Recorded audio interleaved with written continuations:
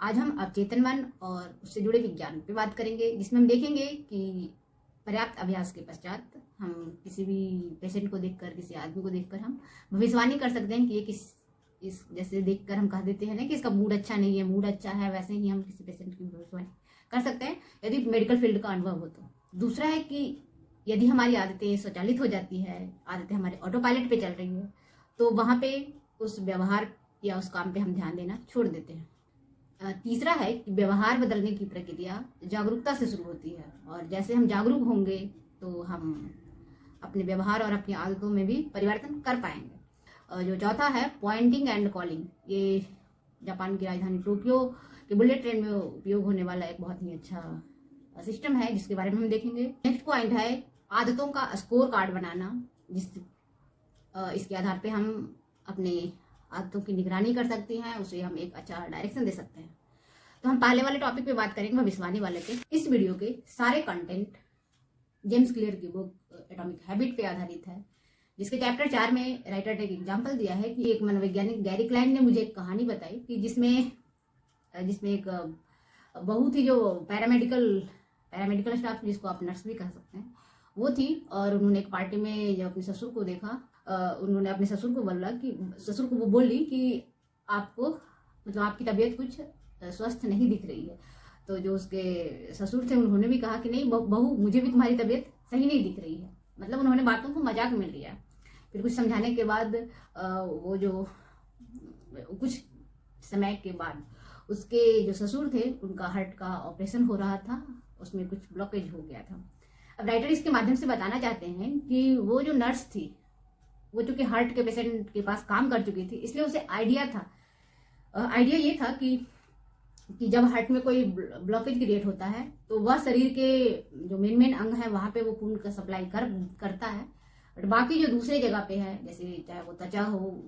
जो बाकी की चीज है, वहां पे वो खून का सप्लाई बंद हो जाता है। इसलिए जो चेहरे का रंग है जो फीका पड़ने लगता है, और उसी से उसने पहचाना कि उसके जो फादर इन लॉ उनको कुछ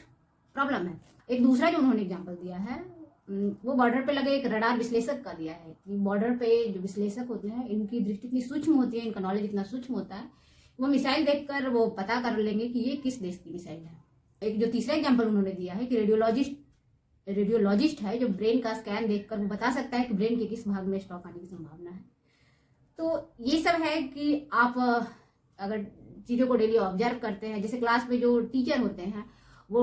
बच्चों के पैटर्न को इसलिए समझ पाते हैं क्योंकि टीचर भी वहीं से निकल के आते हैं, तो उन्हें तो हर चीज पता होता है, इसलिए टीचर कभी कभी कहते हैं कि बेटा हम तुम्हारे बाप हैं, वो इसलिए कह पाते हैं। हम हमेशा जिस भी परिवेश में रहते हैं वहां से चीजें सीखते रहते हैं, इसलिए समय के साथ साथ हमें जितनी मैच्योरिटी बढ़ती है, जितने ज्यादा हम लोगों से मिलते हैं, हमारा दिमाग ओपन होते जाता है, हम ये समझ पाते हैं कि कौन इंसान सही है और कौन इंसान गलत है। कुछ और जो एग्जाम्पल इन्होंने बताया आगे कि जैसे हमें भूख लगता है तो हमारे शरीर में कई सारे हार्मोन्स होते हैं, कई सारे रसायन होते हैं जो इधर उधर ट्रांसफर होते रहते हैं, वही हमें फील करवाता है कि हमें मतलब हमारे जो पेट में अगर हमने 6 घंटे तक कुछ भी ना खाया हो तो हमें फील होने लगता है कि हमें भूख लगी है। राइटर जेम्स क्लियर बताते हैं कि एक मनोवैज्ञानिक कार्ल यूंग, उन्होंने बताया कि जब तक हमारे काम, हमारी चीजें अवचेतन मन से चेतन से हम नहीं करेंगे, तब तक हमारे व्यवहार, हमारे काम ऑटो पायलट पे होते रहेंगे और इसे हम किस्मत का नाम देते रहेंगे। तो इसे हम जागरूक रहकर या हम चीजों को ऑब्जर्व जब तक नहीं करेंगे तब तक हम इसे ठीक नहीं कर सकते हैं। जो नेक्स्ट टॉपिक पे बात करेंगे वो है पॉइंटिंग एंड कॉलिंग, इशारा करना और पुकारना। इसका उपयोग जापान की राजधानी टोक्यो है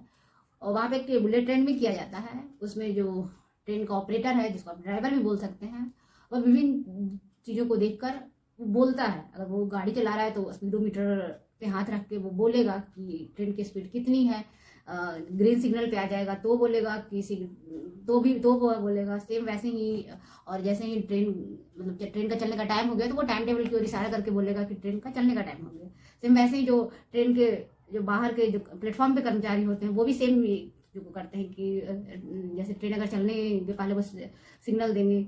वो विसिल बजाएंगे, वो ऐसे कुछ करते हैं कि जिससे ड्राइवर को पता चले कि सब चीज ओके है। इससे ये हुआ कि वहां पे लगभग 87% है जो वहां पे एक्सीडेंट होने के चांस घट गया। हुआ ये था एक बार कि एक जो छोटा बच्चा था वो ट्रेन में चढ़ गया और माँ बाहर प्लेटफॉर्म पे रह गई और उसने बच्चे को खींचने के लिए हाथ अंदर डाली और इतने में गेट बंद हो गया। ये चीज आप यहाँ के दिल्ली के मेट्रो में भी देख सकते हैं। तो इस चीज को कम करने के लिए सेम टेक्निक को दिल्ली मेट्रो ने भी फॉलो किया है कि उन स्टेशनों पे जहाँ पे भीड़ भाड़ ज्यादा होता है वहां पे एक गार्ड होता है जो विसिल लगाता है। विसिल, क्योंकि जहाँ पे भी भीड़ भाड़ ज्यादा होता है, या लगभग कई स्टेशनों पे आपको दिख जाएगा, वो विसिल लगाता है। क्योंकि कई बार दिल्ली में भी एक घटना घटी थी जिसमें एक लेडीज का दुपट्टा फंस गया था और ट्रेन चल दी, तो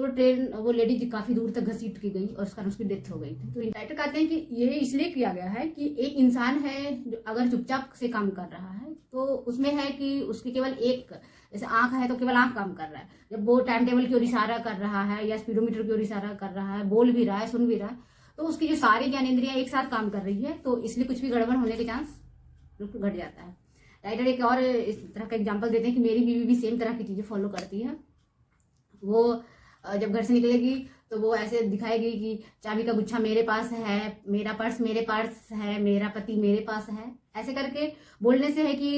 होता है ना कभी कभी कि चाबी छूट गया या कहाँ पे रख दिया पता नहीं होता, या पर्स घर में छूट गया, फोन छूट गया, तो ये सब चीजें नहीं होती है। तो इससे हम और आप भी अप्लाई कर सकते हैं। जो नेक्स्ट चीज राइटर ने बताया है कि आप अपनी आदतों का स्कोर कार्ड बनाकर अपनी आदतों में सुधार कर सकते हैं। अगर आप सुधार करना चाहें तो उसमें कुछ आदतों का उन्होंने लिस्ट दिया है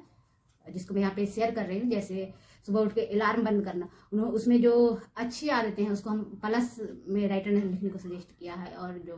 न्यूट्रल है उठ के ब्रश करना वो न्यूट्रल आदत है, तो वो उसको इक्वल में, मतलब इस तरह करने की आप लिस्ट बनाइए और उसमें सिंबल दीजिए प्लस माइनस इक्वल, इस तरह का। जो निगेटिव आदतें हैं कि सुबह अलार्म लगाया है 4 बजे का और उसको बंद करके फिर सो रही है, निगेटिव पैटर्न। एक और चीज करने के लिए जो राइटर सजेस्ट कर रहे हैं कि जब भी आपकी कुछ गलत पैटर्न, चाहे चाय पीने की हो, स्मोकिंग करने की हो, या कोई भी गलत चीज, चाहे मान लीजिए आप हेल्थ कॉन्शियस हैं और आप जंक फूड खाने की ओर भाग रहे हैं, आप ऑयली खाने की ओर भाग रहे हैं, तो आप खुद को बताइए कि आप क्या ऐसा इंसान बनना चाहते हैं। जब भी आप कुछ बर्गर, पिज्जा, पेस्ट्री इस तरफ आपका ध्यान जा रहा है, आपकी हाथें उधर जा रही है, या बहुत मीठा खाने का क्रेविंग हो रहा है, तो आप खुद को बताइए कि आप क्या इस तरह का इंसान बनते जा रहे हैं कि आपका आइडियल वजन होना चाहिए 60 किलो और आप 70 भी हो रहे हैं तो आप रुक ही नहीं रहे हैं। तो अगर आप नहीं रुकेंगे तो आपका आइडियल है वो, मतलब आदमी इंसान कैसा लगेगा, कपड़े तो छोटे होंगे ही होंगे, इंसान कैसा लगेगा। तो इसलिए राइटर सजेस्ट करते हैं कि खुद को आप बताइए कि हम इस तरह के इंसान बनना चाहते हैं, तो फिर आपका माइंड या क्रेविंग है जो थोड़ी शांत हो। या आप जैसे आप डाइटिंग पे चल रहे हैं, आप जरूरत से ज्यादा कैलोरी ले रहे हैं, भुक्खड़ की तरह खा रहे हैं, तो आप खुद को बताइए कि आपको स्लिम बनना है, आपको फिट रहना है, तो थोड़ा कम खाने में आपका काम चल जाएगा। सेम वैसे ही है कि आप अगर ऑनलाइन बहुत ज्यादा टाइम वेस्ट कर रहे हैं फेसबुक, इंस्टाग्राम पे, तो आप खुद को बताइए कि आप अपने समय का, अपने जीवन का बहुमूल्य जो समय उसको बर्बाद कर रहे हैं। अगर आप कुछ सीख पा रहे हैं, आप किसी पर्पस से गए हैं, तब तो ठीक है, ऐसे नहीं कि ऐसे बस घंटों स्क्रॉल किए जा रहे हैं। बुरी आदतों को बदलने की दिशा में जो पहला चीज होता है कि हमें उन चीजों को ढूंढना है, उस पैटर्न को ढूंढना है कि आखिर गलती क्या है। जब तक हमें पता ही नहीं होगा कि गलती क्या है तो हम कैसे उसको सुधार कर सकते हैं। तो राइटर सजेस्ट करते हैं कि हम अपने जीवन की आदतों को बदलने के लिए भी पॉइंटिंग एंड कॉलिंग सिस्टम का उपयोग कर सकते हैं, जिसको कहते हैं इशारा करना और बोलना। जब हम पॉइंटिंग एंड कॉलिंग सिस्टम का उपयोग करेंगे तो जब हम खुद को जोर जोर से बोलेंगे, मीठा अगर चॉकलेट या केक खाने का मन हो रहा है तो जोर से जब खुद को बोलेंगे कि ये तुम्हारे हेल्थ के लिए अच्छा नहीं है, तुम बहुत मोटे हो जाओगे, तो तुम्हें स्लिम दिखना है, जिस तरह से भी आप खुद को अपना माइंड को रिप्रोग्राम कर पाए। तो इस चीज को करने के लिए ऐसे नहीं कि हर काम बेध्यानी होकर किए जा रहे हैं, तो जागरूक बनिए। हाँ, लेकिन हाँ, मेरी फिटनेस को लेकर है कि मैं, जैसे मेरा आइडियल वजन अगर 50 है तो वही के आसपास रहता है। काफी टाइम से मेरा वजन उसी के आसपास घूमता है, कभी 51 हो जाएगा और कभी 50 रहेगा, कभी 49 रहेगा।